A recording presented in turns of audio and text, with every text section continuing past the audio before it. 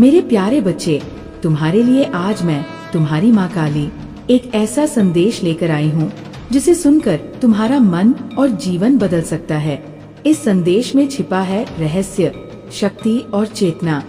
जो तस्वीर तुम देखोगे उसे देखकर एक साधु का हृदय कांप उठा।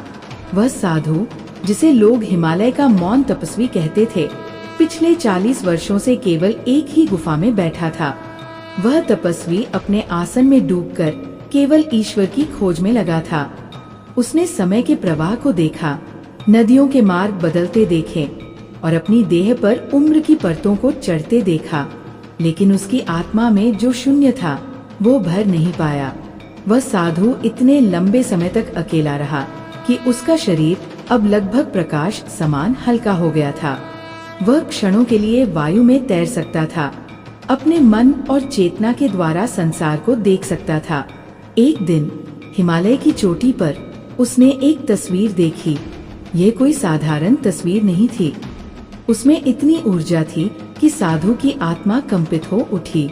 उसने महसूस किया कि ये शक्ति केवल इस दुनिया की नहीं है, ये दिव्य है।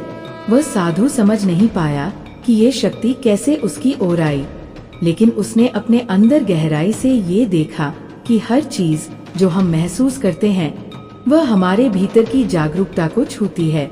साधु ने वर्षों से साधना की थी। उसने प्रकृति की हर ध्वनि को सुना, हर नदी की बहती लहर को महसूस किया, लेकिन वो तस्वीर कुछ और थी।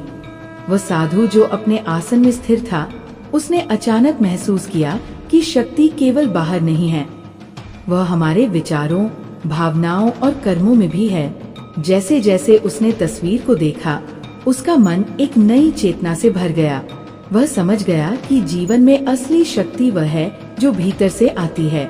मेरे बच्चे, ये संदेश तुम्हारे लिए भी उतना ही महत्वपूर्ण है।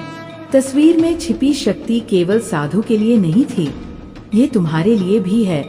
हर व्यक्ति के भीतर दिव्यता छिपी होती है। हमारा शरीर, हमारे विचार, हमारे कर्म, ये सब शक्ति के स्रोत है। यदि हम ध्यान और जागरूकता से उन्हें महसूस करें तो हम अपने जीवन को बदल सकते हैं। साधु ने यही सीखा, शक्ति बाहर खोजने की नहीं बल्कि भीतर की गहराई में देखने की है। जो तस्वीर उसे हिला गई, वही शक्ति तुम्हारे भीतर भी जाग सकती है।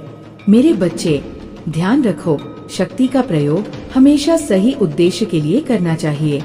यदि हम इसे लालच, अहंकार या डर के लिए उपयोग करते हैं तो ये हमें खोखला कर देगा, लेकिन यदि हम इसे प्रेम, सेवा और सच्चाई के लिए उपयोग करें तो ये हमारे जीवन को रोशनी से भर देगा। साधु ने यही संदेश मानवता को देने का निर्णय लिया और आज मैं तुम्हारी माँ काली ये संदेश तुम्हारे लिए लाई हूँ। मेरे बच्चे, ये कहानी केवल साधु की नहीं है, ये तुम्हारी भी है। जैसे साधु ने तस्वीर में शक्ति देखी, वैसे ही तुम भी अपने अंदर की दिव्यता देख सकते हो। हर दिन जब तुम अपने मन को शांत करोगे और अपने भीतर झांकोगे, तुम देखोगे कि शक्ति तुम्हारे कदमों में, तुम्हारी सोच में और तुम्हारे कर्मों में है। याद रखो, ये संदेश केवल सुनने के लिए नहीं, इसे अनुभव करना है। इस शक्ति को महसूस करो, इसे अपने जीवन में उतारो और हमेशा प्रेम और सच्चाई के मार्ग पर चलो।